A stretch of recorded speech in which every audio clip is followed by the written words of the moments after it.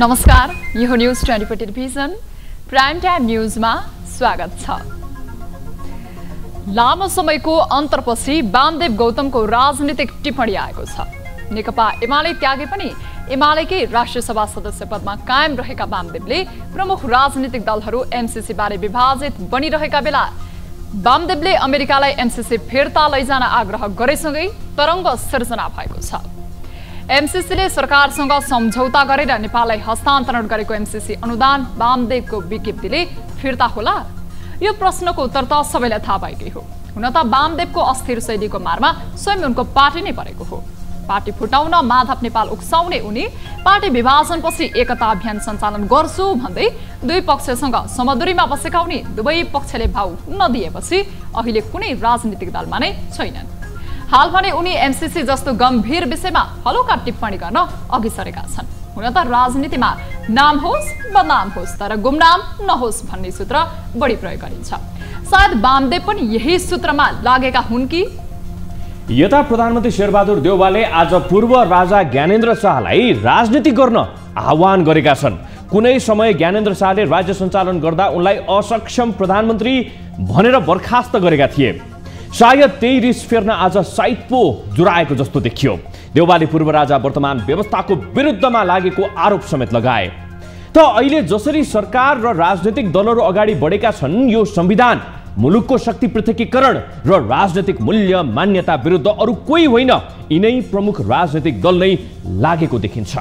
सरकारको भागवण्डा मिलाउन, राजनीतिक संयन्त्र बनाउने र न्यायालयको विवादमा नबोलेर गलत प्रवृत्तिलाई मलजल गर्ने, संसदलाई सञ्चालन गर्न चासो नदिने जस्तो काम कारबाही हेर्ने हो भने प्रधानमन्त्री देउवाले अरूलाई औँला ठड्याउने होइन, आफ्नै अनुहार ऐनामा हेर्न जरुरी भइसकेको छ।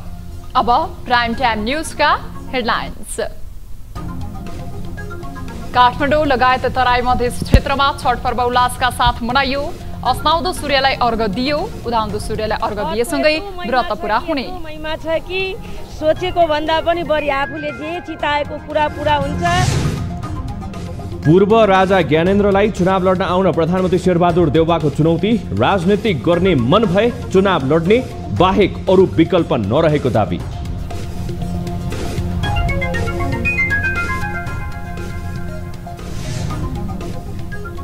सरकारले कालापानी, लिपुलेक र लिम्पियाधुरा क्षेत्रमा जनगणना गर्ने, भारतीय बाटो प्रयोगको अनुमति नपाए अनुमानकै आधारमा जनगणना गर्ने तथ्याङ्क विभागको तयारी।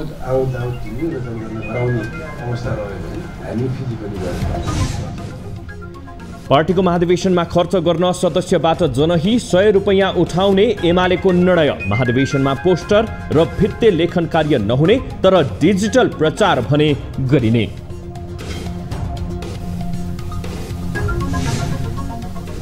र जलवायु सम्बन्धी ग्लासगो सम्झौताको मस्यौदा सार्वजनिक।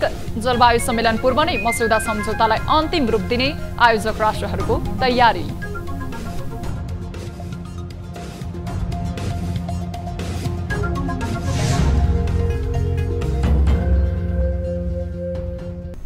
हामी निरन्तर न्यूजमा छौं। छठ पर्वको मुख्य दिन बुधबार साँझ अस्ताउँदो सूर्यलाई पूजा आराधना गरी अर्घ दिइएको छ। तराई मिथिलाका क्षेत्रका साथै काठमाडौँमा अस्ताउँदो सूर्यलाई पूजा आराधना गरी अर्घ दिइएको हो। छठ पर्व काठमाडौँ लगायत तराई जिल्लाहरूमा मनाइएको हो। छठ पर्वको प्रमुख दिन बुधबार साँझ अस्ताउँदो सूर्यलाई अर्घ्य दिइएको छ। तराई तथा मधेस क्षेत्रमा मनाइने यो पर्व हाल पहाडी जिल्लाहरूमा समेत मनाउन थालिएको छ।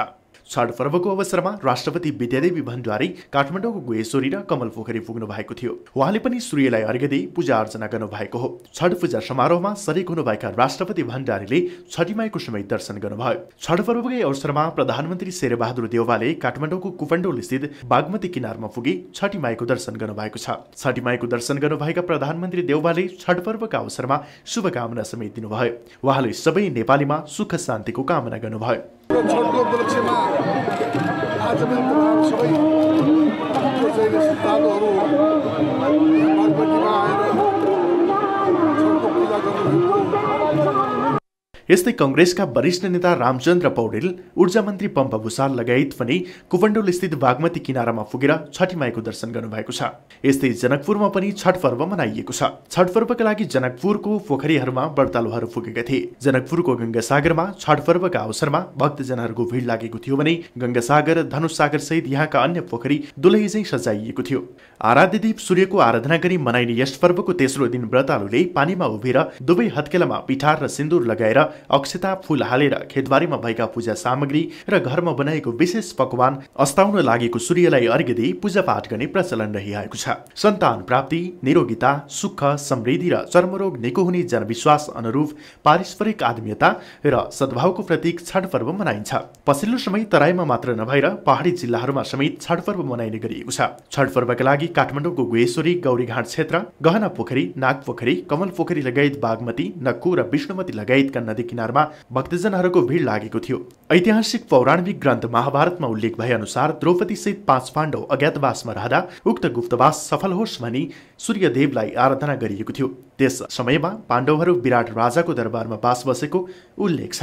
लोककथन बमोजिम सोही समयदेखि छठ मनाउने परम्पराको थालनी भएको हो। छठ पर्वमा व्रत गरे दुःख र दरिद्रताबाट मुक्ति पाइन्छ भन्ने पनि जनविश्वास रहिआएको छ। छठ पर्वको महत्त्वपूर्ण दिन सझिया घाट अर्थात् अस्ताउँदो सूर्यलाई अर्घ दिने दिन काठमाडौँमा पनि धुमधामका साथ मनाइएको छ। कोरोना महामारीका कारण अघिल्लो वर्ष खल्लो बनेको छठ पर्वको रौनक यस वर्ष भने फर्किएको छ। तराई र मधेस क्षेत्रको मुख्य पर्वको रूपमा चिनिएको छठ अहिले भने अन्य समुदायले समेत आत्मसात गर्न थालेका छन्।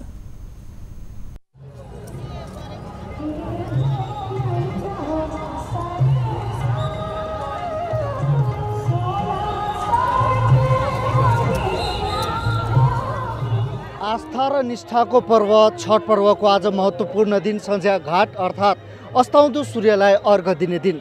पहिला विशेषतः मधेसी मूलका मानिसहरूले वा मधेसी समुदायका मानिसहरूले मनाउने छठ पर्व अहिले प्राय सबै समुदायले मनाउन थालेका छन्। यति बेला हामी काठमाडौँको गौरी घाटमा छौँ र यहाँ पनि हामी छठ पर्वको आज अस्ताउँदो सूर्यलाई अर्घ दिने क्रममा हरेक समुदायका व्यक्तिहरूको उपस्थिति त्यतिकै श्रद्धाको साथमा यहाँ देख्न सक्छौँ र त्यतिकै रौनकको साथमा छठ पर्व मनाइएको छ।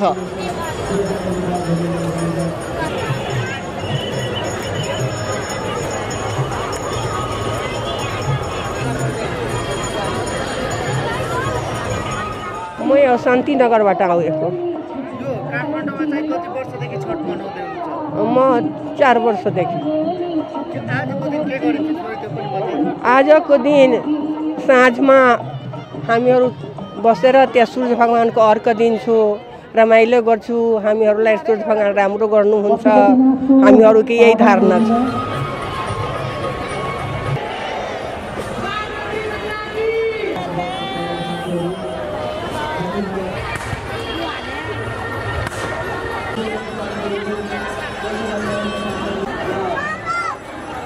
बसाइ त यही हो हैन, तर हामीले यहाँ मानेको छैन। हाम्रो त गाउँमै मानिरहेछ। अहिले हामी हेर्न आएको हो हैन, तर यो भनौँ न यो कल्चरको रूपान्तर हो हैन। पहिला मधेसी समुदायले मात्रै मनाइरहेको थियो, अहिले नेपाली समुदायहरूले पनि मनाउँदै हुनुहुन्छ। यो धेरै राम्रो कुरो हो के।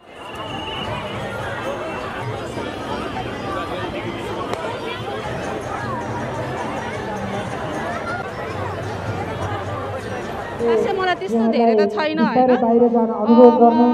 छठी मैयालाई पूजा गर्दा आज अहिले चाहिँ सूर्य अस्त सुरु भयो। बिहान भोलि बिहान सूर्य उदाउँदा हुँदाखेरि सौभाग्यवती होस्, राम्रो होस्, प्रगति, उन्नति, शान्ति, सुरक्षा होस् सबैको भनेर चाहिँ कामना गर्ने हो हैन। बेलुकादेखि बस्छन् अरूहरू। हाम्रो चाहिँ व्रत छैन, तपाईँ दर्शन गर्न हामी आएको।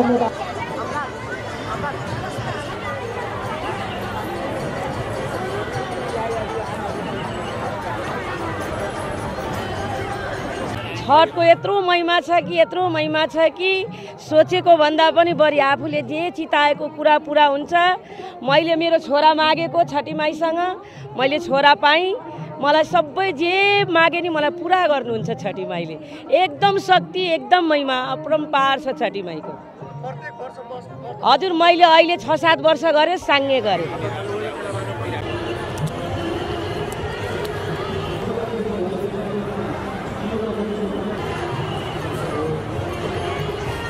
प्रकृति पूजन नेपाली संस्कृतिको महत्त्वपूर्ण विशेषता हो र छठ पर्व पनि सूर्यको पूजन अर्थात् प्रकृति पूजनसँग नै जोडिन्छ। पहिला मधेसी समुदायले मात्र मनाउने यो पर्व अहिले हरेक समुदायले मनाउन थालेका छन्। यसले अनेकतामा पनि एकताको सन्देश प्रवाह गर्छ र यसले हाम्रो संस्कृतिलाई थप गौरवान्वित बनाएको छ।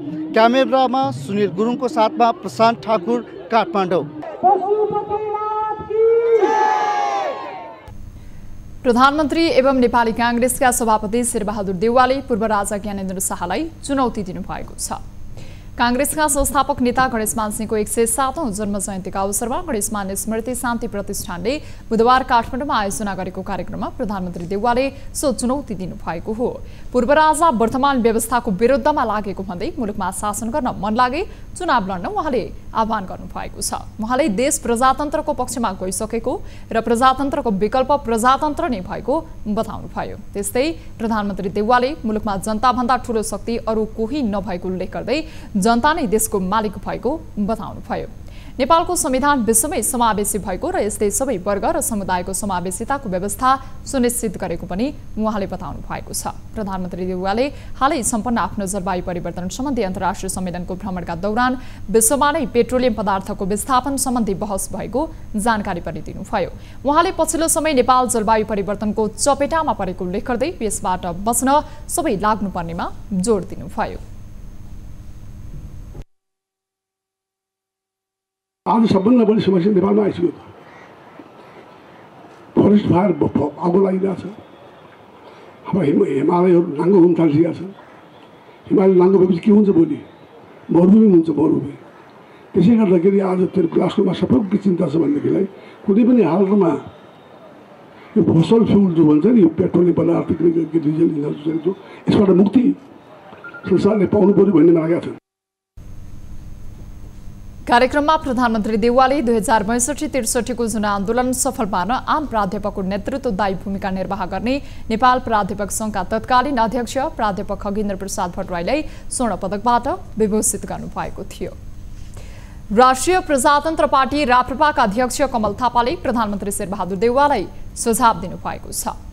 बुधबार प्रधानमन्त्री देउवाले पूर्व राजालाई सत्ता चलाउन मन भए चुनाव लडेर आउन चुनौती दिनुभएको थियो। देउवाको सोही भनाइलाई लक्षित गर्दै राप्रपा अध्यक्ष थापाले पूर्व राजा ज्ञानेन्द्र शाह विरुद्ध आक्रोश नपोखी सुशासन कायम गर्न प्रधानमन्त्री शेरबहादुर देउवालाई सुझाव दिनुभएको हो।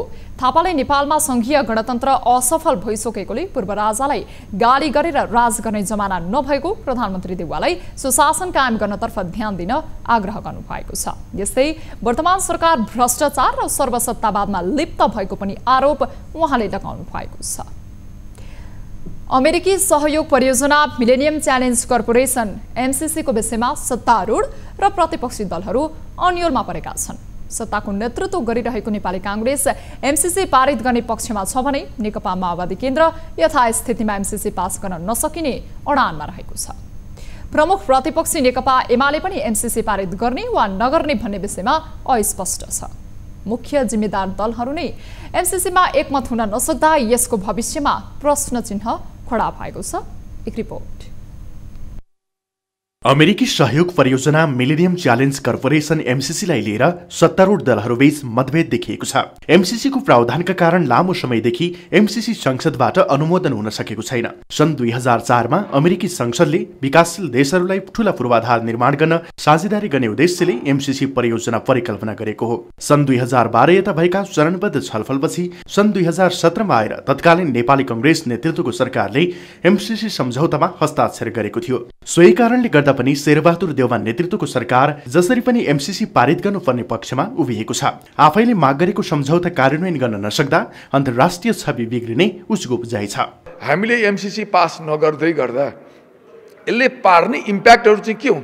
हामीले अन्तर्राष्ट्रिय जगतमा हाम्रो साखलाई गुमाउँछौँ, नेपालको साखलाई गुमाउँछौँ। एउटा अमेरिका जस्तो संसारकै शक्तिशाली मुलुकसँगको एउटा लिखित गरिएको सम्झौतालाई हामी आफै सम्झौता तोड्नमा उद्यत भएको देखिन्छ र हाम्रो विश्वसनीयता र साख अन्तर्राष्ट्रिय जगतमा गुम्ने सम्भावना हुन्छ। तर पछिल्लो समय एमसीसीलाई लिएर सत्तारूढ दलमध्येको नेकपा माओवादी केन्द्रले फरक मत राखिरहेको छ।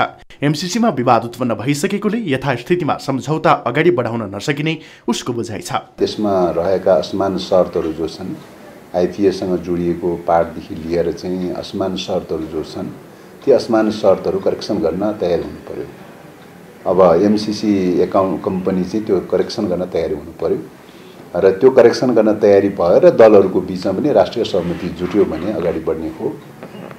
करेक्सन गर्न तयारी भएन र चाहिँ दलहरू बिच नै राष्ट्रिय सहमति जुटेन भने यो अगाडि बढ्न सक्दैन। यता प्रमुख प्रतिपक्षी दल नेकपा एमाले भने कुनै बेला एमसीसी पारित गर्न मरिहत्ते गरे पनि अहिले भने यो सरकारको काम भन्दै पन्छिएको छ। राष्ट्रिय स्वाधीनतालाई मुख्य कुरा ठान्छौँ र यो एमसीसी हामीले गरेको नि होइन, यिनीले गरेका र कुनै पनि सरकार अविच्छिन्न उत्तराधिकार संस्था भएको हुनाले हामीले संसदमा टेबल गरिदिएका थियौँ। यसै मध्येका पनि हाम्रै पार्टीमा त्यतिखेर भएकाहरूले बवाल मचाए होइन। अब अहिले चाहिँ नि अनाधिकृत रूपमा प्रचण्डको संवैधानिक हैसियत के, सत्ता पछिको दलको नेता नै हो, अनि उहाँले पत्र अमेरिकासँग लेख्ने हैसियत के।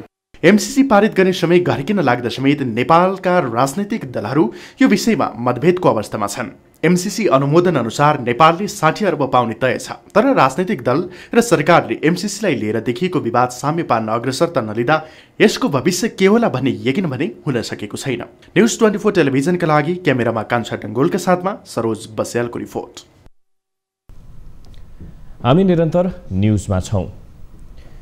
नेता वामदेव गौतमले मिलेनियम च्यालेन्ज कर्पोरेसन एमसीसी फिर्ता लैजान अमेरिकासँग आग्रह गर्नु भएको छ। बुधबार एक विज्ञप्ति जारी गर्दै नेकपा एकता राष्ट्रिय अभियानका संयोजक एवं राष्ट्रिय सभा सदस्य गौतमले एमसीसी परियोजनाले नेपालको हितभन्दा पनि जनमत विभाजन गर्ने प्रकृतिको भएकोले यसलाई फिर्ता लैजान आग्रह गर्नु भएको हो। नेपालको वर्तमान राजनैतिक परिस्थितिका कारण संसद भङ्ग भए पनि सरकार र संसदले त्यसलाई अनुमोदन गर्न नसक्ने नेता गौतमको दावी रहेको छ।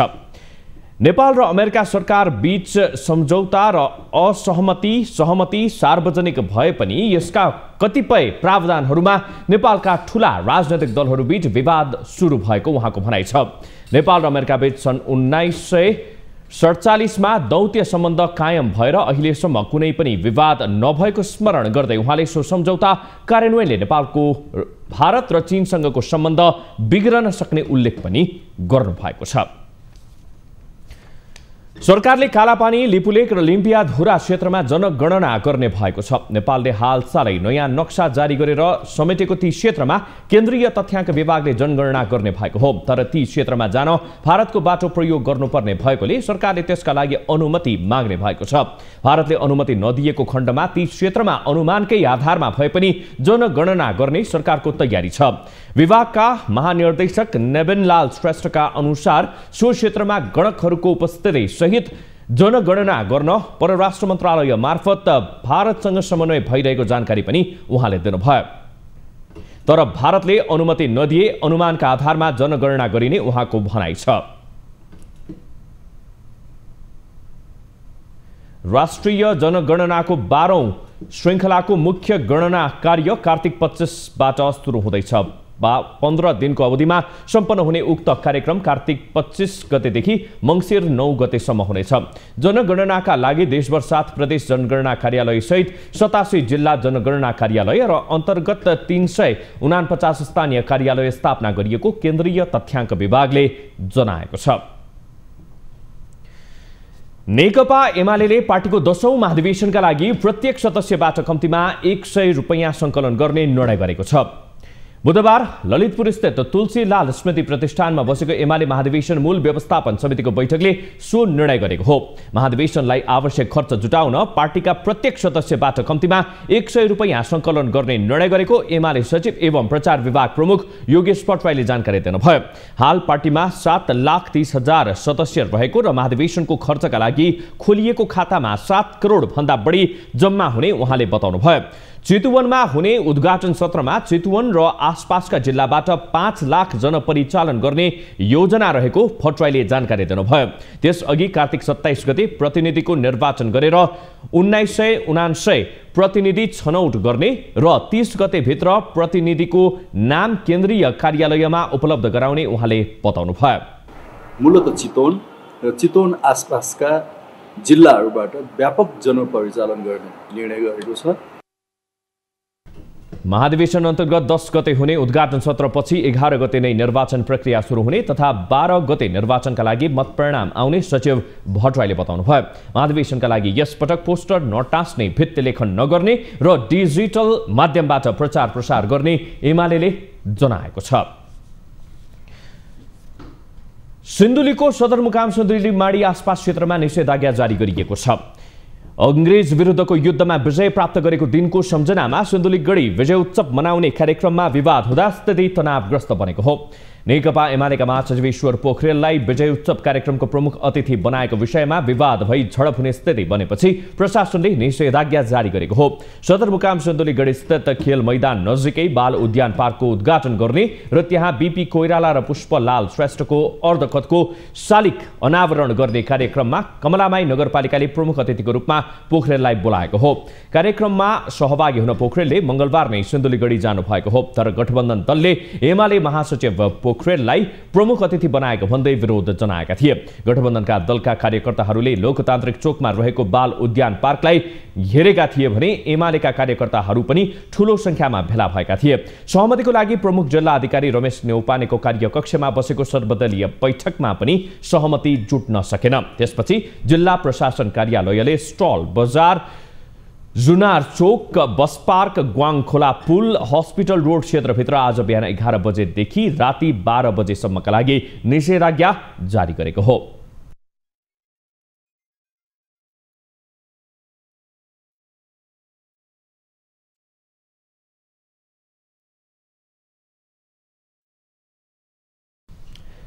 गृहमन्त्री बालकृष्ण खाँडले नेपाली कांग्रेसलाई आउने दिनमा सबल, सुदृढ र जनताको सेवक बनाउनु पर्ने बताउनु भएको छ। उहाँले आगामी दिनमा कांग्रेस थप प्रखरताका साथ आफ्नो भूमिका निर्वाह गर्न सक्ने पार्टी बन्ने बताउनु भयो। कांग्रेस सिद्धार्थनगर नगर कमिटीद्वारा बुधबार भैरवामा आयोजित कार्यक्रममा बोल्दै खाँडले रूपन्देहीमा कांग्रेसलाई थप जिम्मेवारी थपिएको समेत बताउनु भयो। उहाँले आउँदो स्थानीय तह निर्वाचनमा सिद्धार्थनगरका सबै वडा, नगर प्रमुख, उपप्रमुख कांग्रेसले जित्ने गरी काम गर्नुपर्ने पनि बताउनु भयो।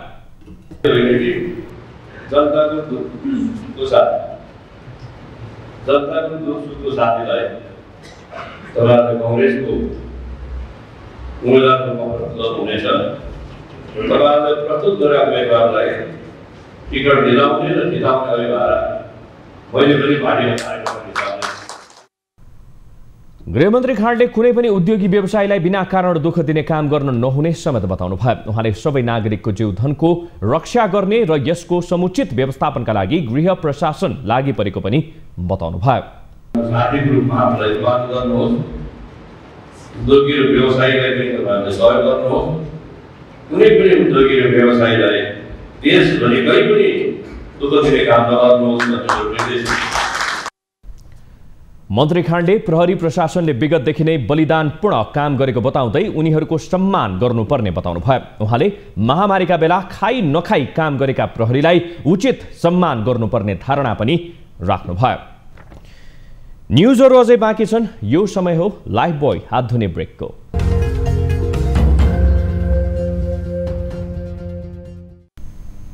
हामी निरन्तर न्युजमा छौं। नेपालमा बुधबार थप 440 जनामा कोरोना भाइरसको संक्रमण पुष्टि भएको छ। देशभर गरिएको 5407 पीसीआर परीक्षणको क्रममा 387 जना र 1407 एन्टिजेन परीक्षणको क्रममा 53 जनामा कोरोना संक्रमण पुष्टि भएको स्वास्थ्य मन्त्रालयले जनाएको छ। यो सँगै नेपालमा कोरोना संक्रमितको कुल संख्या 9,10,738 पुगेको छ। त्यस्तै कोरोनाका कारण थप 6 जनाको मृत्यु भएको छ। हालसम्म नेपालमा 11,460 जनाको कोरोनाका कारण मृत्यु भएको छ। त्यस्तै थप 474 संक्रमित निको हुँदा हालसम्म नेपालमा 7,96,780 जना निको भएका छन्। हाल नेपालमा 7,519 सक्रिय संक्रमित आइसोलेसनमा र 79 जना क्वारेन्टिनमा रहेको स्वास्थ्य मन्त्रालयले जनाएको छ। 380 वर्षदेखि निरन्तर रूपमा सञ्चालन भइरहेको ललितपुरको ऐतिहासिक कार्तिक नाच आजदेखि सुरु हुँदैछ। राजा सिद्धिनरसिंह मल्लको पालादेखि चल्दै आएको नाच विगतका 27 दिनसम्म देखाइने गरिएको भए पनि यस वर्ष भने बजेट अभाव, कोरोना भाइरसको संक्रमण लगायतका कारण र पर्याप्त अभ्यासका लागि समय अभावका कारण 8 दिन मात्र सञ्चालन गरिने कार्तिक नाच संरक्षण समितिले जनाएको छ। गएको वर्ष कोरोना संक्रमणका कारण दर्शक बिना नै 2 दिन मात्र नाच सञ्चालन गरिएको थियो। मङ्सिर 1 गतेसम्म मङ्गलबजारको कार्तिक डबलीमा बेलुकी 7 बजे नाच देखाइनेछ। हरेक दिनको नाचको लागि पाटन दरबार क्षेत्रमा रहेको नाचल चोकमा 90 जना कलाकार भेला भएर नाचको तयारीमा व्यस्त हुने गर्दछन्। विशेष गरेर कृष्ण लीलामा आधारित नाचमा दिनै पछि फरक नाचहरू देखाइने गरिन्छ। नाचमा दैत्य जगाउने परम्परा छ। आज सुदामा नाच देखाएर सुरु हुने कार्तिक नाच मङ्सिर 1 गते नृसिंह अवतार देखाएर समापन गरिनेछ। यस नाचमा राजोपाध्याय, श्रेष्ठ, प्रधान, अमात्य, जोशी, मल्ल लगायत नेवार समुदायभित्रको विभिन्न जातको प्रतिनिधित्व हुने गर्दछ। परम्परा र धार्मिक मान्यताले समाजलाई एकजुट बनाउन सहयोग गर्छ। तर कतिपय पुराना परम्परा भने समाजलाई जोड्ने भन्दा पनि समाजका विभाजनको खाडल सिर्जना गर्ने खालका हुन्छन्। यस्ता पुराना र गलत धार्मिक मान्यतालाई परिवर्तन गर्नुपर्ने हुन्छ। तर गलत ठहरिसकेका परम्परालाई हटाउन सहज भने छैन। यसका लागि समाजका सबै पक्ष अगाडि आउन आवश्यक छ। एक रिपोर्ट। धार्मिक मान्यताको हवाला दिँदै सुदूरपश्चिम प्रदेशका विभिन्न जिल्लाहरूमा अझै पनि छाउपडी, बालविवाह जस्ता गलत पुरानो चलन कायमै छ। परम्पराका नाममा मानिँदै आएका यी चलनले थुप्रै पटक दुर्घटना निम्त्याइसके पनि अझै पनि यसलाई पूर्ण रूपमा हटाउन सकिएको छैन। तर पछिल्लो समय भने स्थानीय तहका सरकारवालाको सक्रियतामा सुदूरपश्चिम प्रदेशको कैलालीको घोडाघोडी नगरपालिका, डोटीको आदर्श गाउँपालिका, अछामको मल्लेख गाउँपालिका र पञ्चदेवल नगरपालिकामा यी प्रथाहरू विरुद्ध अभियान सुरु गरिएको छ। त्यो समाधान त्यसबाट सम्भव यदि छैन भने समाजले महसुस गरिसकेपछि हामीले धार्मिक माध्यमबाट स्वाभाविक गतिबाट त्यसको समाधान खोज्नुपर्छ। उमेर नपुग्दै हुने गरेका विवाहका कारण बालबालिकाहरूको समग्र विकासमा बाधा भइरहेको छ। छाउपडी प्रथाका कारण महिलाहरूले अकालमै ज्यान गुमाउनु परेको समस्या कायमै छ। समाजमा कायम रहेका विभिन्न किसिमका परम्परागत गलत अभ्यासहरू कायमै रहनुलाई धार्मिक मान्यतालाई नै दोष दिने गरिएको छ। म्याक्सिमम पुरुष व्यक्तिहरूलाई चाहिँ छुनु हुँदैन भन्ने खालको कन्सेप्ट अझै पनि समुदायमा धेरै छ र यसलाई न्यूनीकरणका लागि आगामी दिनहरूमा सँगसँगै विभिन्न सङ्घ संस्थाहरू र धर्मगुरुहरू तपाईहरूको तर्फबाट चाहिँ कसरी अगाडि बढ्नुहुन्छ? स्थानीय सरकारको तर्फबाट समेत सामाजिक चेतनाका लागि विभिन्न कार्यक्रमहरू सञ्चालन हुँदै आएको भए पनि प्रभावकारी हुन सकेका छैनन्। सामाजिक चेतनाका लागि धार्मिक अगुवाहरू परिचालन गरिँदा कार्यक्रम प्रभावकारी हुने गरेको पाइएको छ। राम्रै काम भने यो हुँदैन है भन्यो भने अनि त्यसमा एकदमै विश्वास मान्छन् अहिले मान्छेहरू। धेरै कुराहरू तपाईँहरू मार्फत अघि हाम्रो स्वास्थ्य संयोजकले भन्नुभयो, तपाईँले यो औषधि यो चक्की खानुवाला है तपाईँले भनिदिएपछि हामीले पटक धेरै पटक भनेपछि त्यसको अर्थ अलिको ल्याउनुहुन्छ। अनि त्यो भनिदिएपछि हाम्रो किनभने आस्था यो कर्म हाम्रो समाजले यो खालले एउटा चलिराखेको परिस्थितिहरूले अनि बाबुले जे भन्यो त्यो पुराना मान्यताहरूको समाजमा आफ्नै स्थान छ। पुराना भन्दैमा सबै परम्परा परिवर्तन हुनुपर्छ भन्ने होइन, तर गलत ठहरिएको अथवा समाजका लागि फाइदा नहुने थाहा भइसकेको गलत परम्परालाई निरन्तरता दिन भने आवश्यक छैन। न्युज 24 टेलिभिजनका लागि डोटीबाट टिभी जर्नलिस्ट दिलबहादुर सिंहको रिपोर्ट। 5 दल मिलेर बनेको सत्ता गठबन्धन अहिले भागभण्डामा रुमल्लिएको छ। विगतमा संविधान जोगाउन भन्दै गठबन्धन गरेको दलहरू यति बेला सत्तामा आएसँगै भागभण्डामा केन्द्रित भएका छन्। भागभण्डामा ध्यान दिनु त एउटा कुरा, तर दलीय भागभण्डा मिलाउने गरी राजनीतिक संयन्त्र बनाएपछि भने यो विषयमा चौतर्फी आलोचना भइरहेको छ। विश्लेषक तथा सत्तारूढ दलकै नेताले उच्च स्तरीय राजनीतिक समन्वय समितिको औचित्यमाथि प्रश्न उठाएका छन्। एक रिपोर्ट। सरकार गठनको 4 महिनापछि 5 दलीय गठबन्धनले उच्च स्तरीय राजनीतिक समन्वय समिति गठन गरेको छ। विगतमा नेकपा एमालेका अध्यक्ष केपी ओलीले प्रतिनिधि सभा विघटन गरेपछि संविधान जोगाउन भन्दै एकै ठाउँमा आएको सत्ता गठबन्धन यति बेला राजनीतिक संयन्त्र बनाएर दलीय भागबण्डाको राजनीतिलाई मलजल गरिरहेको छ। यसअघि मन्त्रालय भागबण्डा, राजदूत नियुक्ति लगायतका विषयबारे गठबन्धनमा अविश्वासको वातावरण बनेकोले त्यसलाई समाधान गर्न राजनीतिक संयन्त्र चाहिने आवाज उठिरहेको थियो। हाल गठन भएको संयन्त्रले के काम गर्ने भन्ने प्रश्न पार्न नसकेको अवस्थामा यो निर्णयको चौतर्फी आलोचना सुरु भइसकेको छ। नेकपा एमालेका नेता अग्नि खरेलले संविधान र कानूनले नचिन्ने समिति भन्दै राजनीतिक संयन्त्र गठन गर्ने निर्णयप्रति आपत्ति जनाउनु भएको छ। संविधान र कानूनले कतै यसलाई देख्छ, चिन्छ, यसले काहीँ जवाबदेहिता दिनुपर्छ, जवाबदेहिता लिनु नपर्ने निर्णय उसले गरेका निर्णय सरकारले लागू गर्नुपर्ने, सरकारी संयन्त्रहरू लागू गर्नुपर्ने, मुलुकका सबै खालका सुरक्षा निकायहरू त्यो कुरा लागू गर्नुपर्ने, यस्तो कुरा कदापि हुन सक्दैन। यो सरकारले र गठबन्धन दलले गरेको अत्यन्त एक ढङ्गले भन्ने हो भने घिनलाग्दो खालको अभ्यास हो। यो अभ्यासबाट सरकार पछि हट्नुपर्छ। एमाले मात्रै होइन, कांग्रेस भित्र समेत संयन्त्र गठनप्रति असन्तुष्टि रहेको छ। कांग्रेसका पूर्व महामन्त्री प्रकाशमान सिंहले नै समन्वय समितिले सरकारलाई कन्ट्रोल गर्न सक्ने खतरा भएको भन्दै यसलाई गलत कदम भनेका छन्। आवश्यकता नभइकन किन उहाँहरूले चाहिँ बनाउनु भयो? अब त्यो त के छ भन्दा बनाउने सरकारमा रहेका अब दलका नेताहरूलाई, अरू नेताहरूलाई सोध्नुपर्छ जस्तो लाग्छ। र मलाई चाहिँ के लाग्छ भन्दाखेरि अब सरकारले पो काम गर्ने हो। अब सरकारभन्दा माथि जस्तो गरेर चाहिँ यो संयन्त्र बनाउने, यो चाहिँ संविधानको र चाहिँ डेमोक्रेटिक यो चाहिँ भनौँ न विपरीत हुन जान्छ भन्ने मलाई चाहिँ लागेको छ। राजनीतिक विश्लेषक पुरञ्जन आचार्य भने राजनीतिक संयन्त्र गठनलाई सत्तासँग नजिक हुने सूत्रको रूपमा अर्थ्याउँछन्। उनले यस्तो संयन्त्र असंवैधानिक र अलोकतान्त्रिक भएकोले यसलाई खारेज गर्नुपर्ने सुझाव दिएका छन्। जनताबाट अनिर्वाचित मानिसहरू बस्ने भनेको त एकाउन्टेबिलिटी कहाँ हो त? न कन्स्टिट्युसनमा छ, न पार्लियामेन्टमा छ, होइन, न चाहिँ आफ्नो चाहिँ के छ भन्दाखेरि संसद पार्लियामेन्टमा छ। संविधानले पनि नचिन्ने, आफ्नो कन्स्टिट्युसनले पनि नचिन्ने ती मानिसहरू राखेर के गर्नु खोजेको?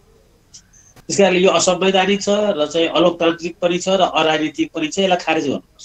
मुलुक यति बेला चौतर्फी समस्याको घेराबन्दीमा छ। सरकार पुँजीगत खर्च बढाउन असक्षम भएको छ भने बाढी तथा पहिरो पीडितले राहत पाउन सकेका छैनन्। कोरोना विरुद्धको खोप अभियान सोचे अनुरूप तीव्र हुन सकेको छैन भने न्यायालयको विवाद जटिल हुँदै गएको छ।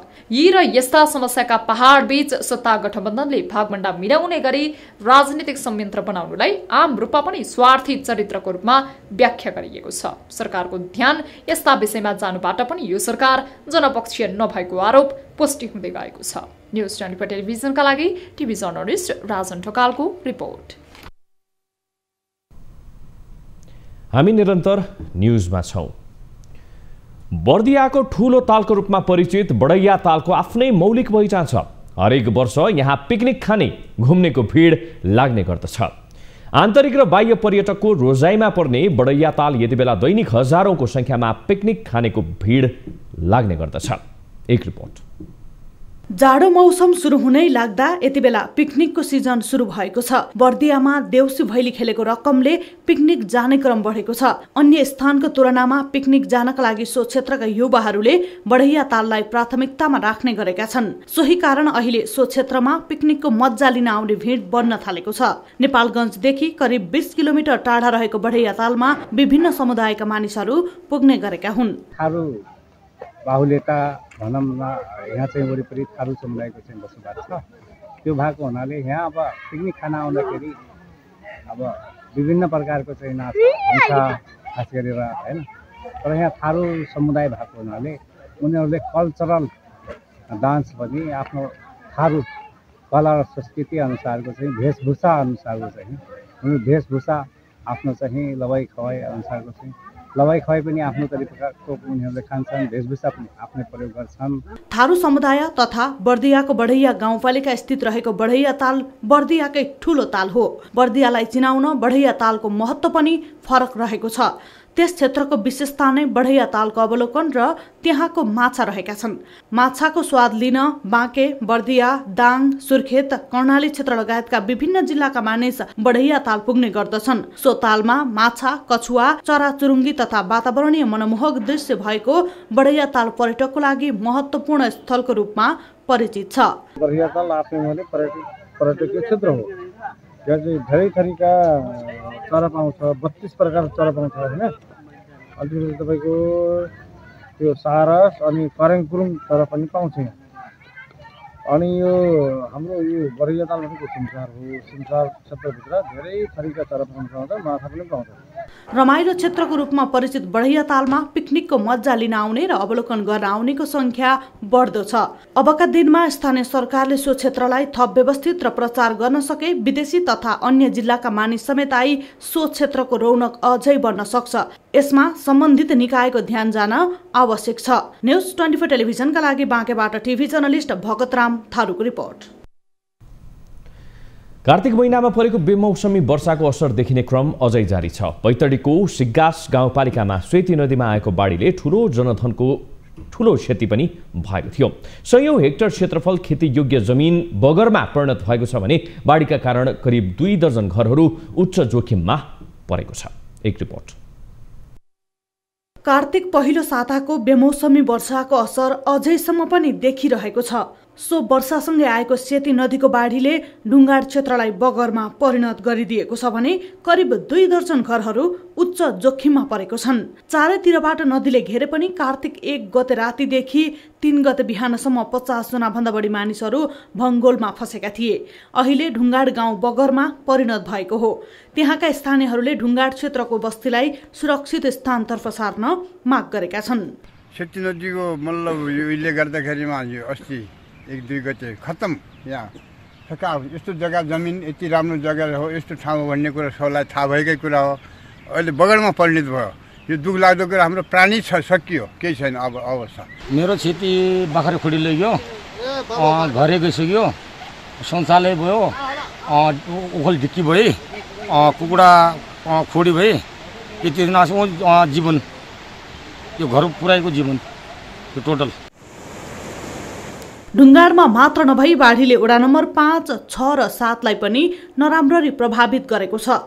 वडा नम्बर 5 को ढुङ्गाड लगायत लोडे, लामबगर, टुडीबगर, हरडाखानी, चुने जबत, वडा नम्बर 6 को लेकम नाकरा तथा वडा नम्बर 7 को साँडा लगायतका क्षेत्रमा पनि बाढीले सयौं हेक्टर क्षेत्रफल खेतीयोग्य जमिन तहस नहस पारेको छ। खेतीयोग्य जमिनलाई बगरमा परिणत गरिदिएपछि त्यहाँका किसानहरू भोकमरीको चिन्तामा छन्। बस्ती कसरी हुन्छ? पूर्णवास र हामीलाई जसरी हुन्छ पूर्णवास गराइदिएपछि सबभन्दा ठुलो व्यवस्था त्यही हुने होला। केही छैन, जमिनको रूपमा खाली पानी मात्र रहेको छ।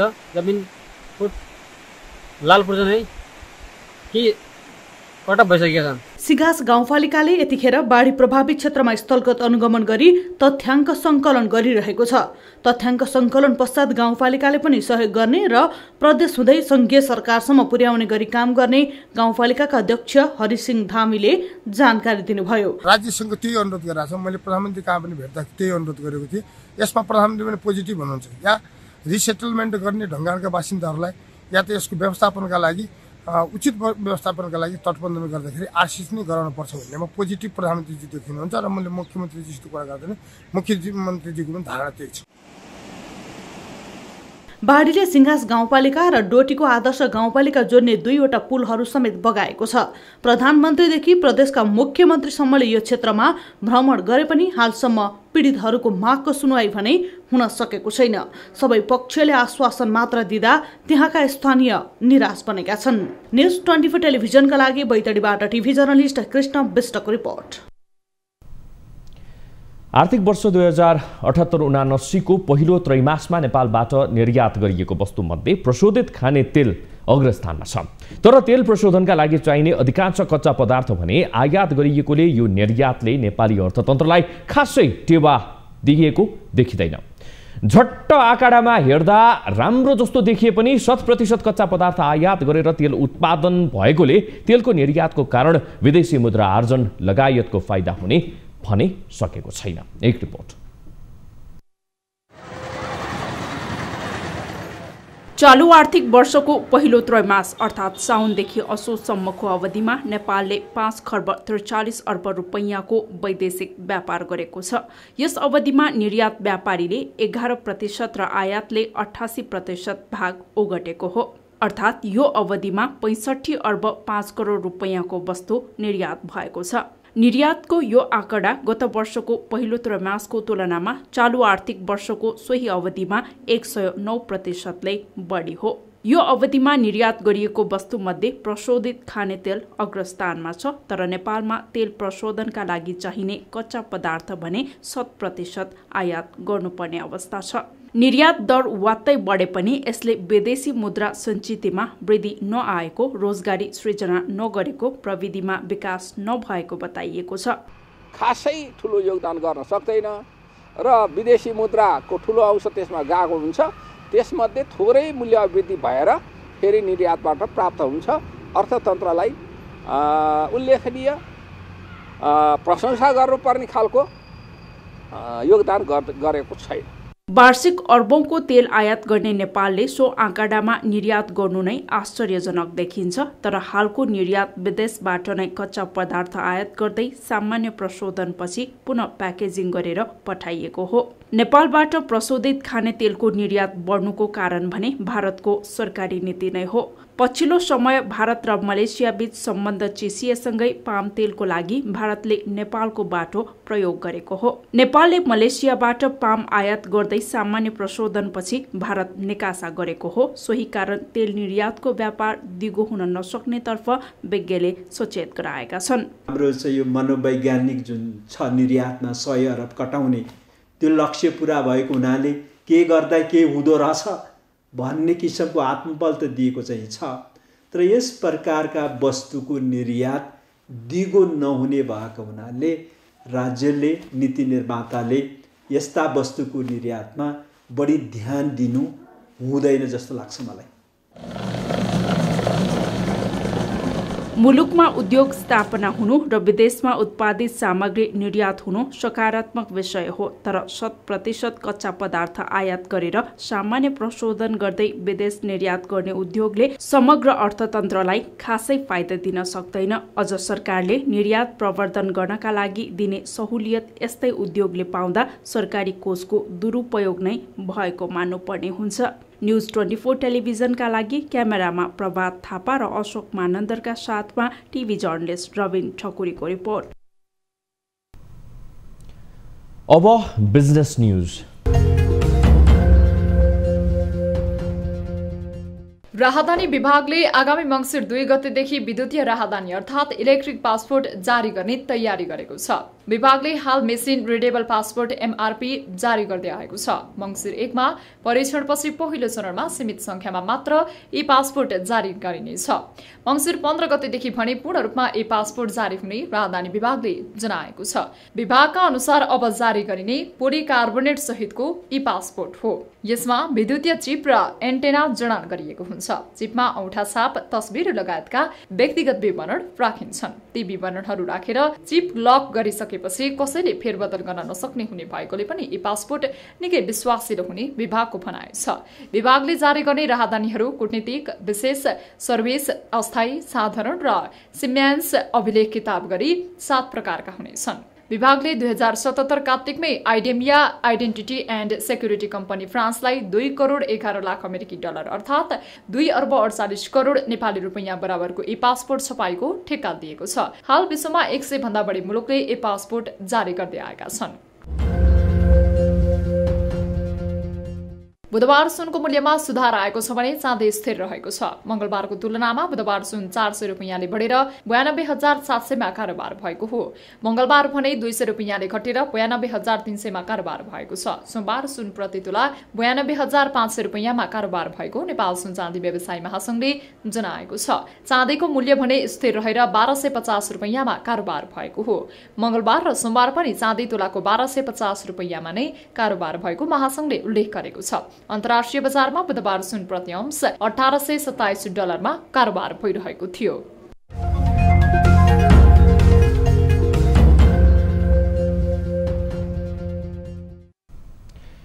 न्युजहरू अझै बाँकी छन्। यो समय हो लाइफ बोय हात धुने ब्रेकको। अब 24 वेदर अपडेट।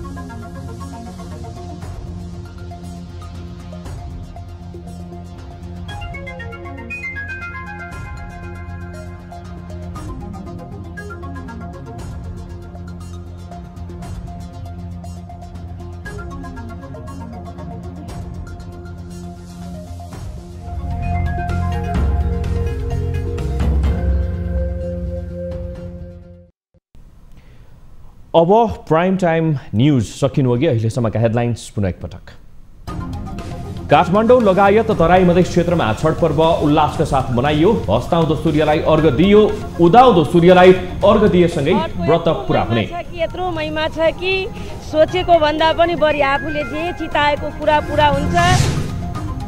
पूर्व राजा ज्ञानेन्द्रलाई चुनाव लड्न आउन प्रधानमन्त्री शेरबहादुर देउवाको चुनौती। राजनीति गर्न मन भए चुनाव लड्ने बाहेक अरू विकल्प नरहेको दावी।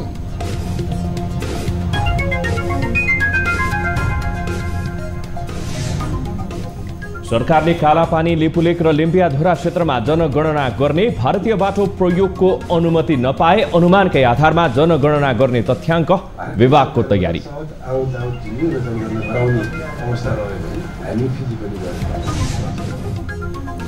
पार्टीको महाधिवेशनमा खर्च गर्न सदस्यबाट जरही 100 रुपैयाँ उठाउने एमालेको निर्णय। महाधिवेशनमा पोस्टर र भित्तिलेखन कार्य नहुने तर डिजिटल प्रसार भने गरिने।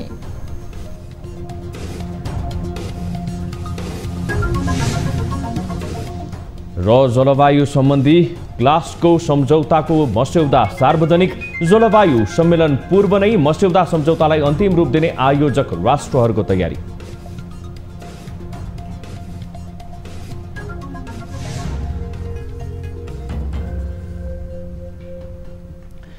प्राइम टाइम न्यूज अहिलेलाई यति नै। जाँदा जाँदै ताली र गालीका लागि हाम्रो प्रश्न। सर्वोच्च अदालतको विवाद बढिरहँदा यसले समग्र न्यायपालिकालाई असर पारिरहेको छ। सर्वोच्च अदालतमा विवादका दुई पाटोले आफ्नो अडान कायम राख्दा न्याय सम्पादन कार्य नै प्रभावित हुनु तपाईहरूलाई कस्तो लाग्छ?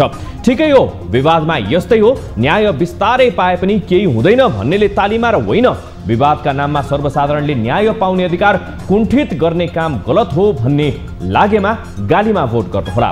हाम्रो पात्रको एपमा गएर भोट गर्न सक्नुहुनेछ।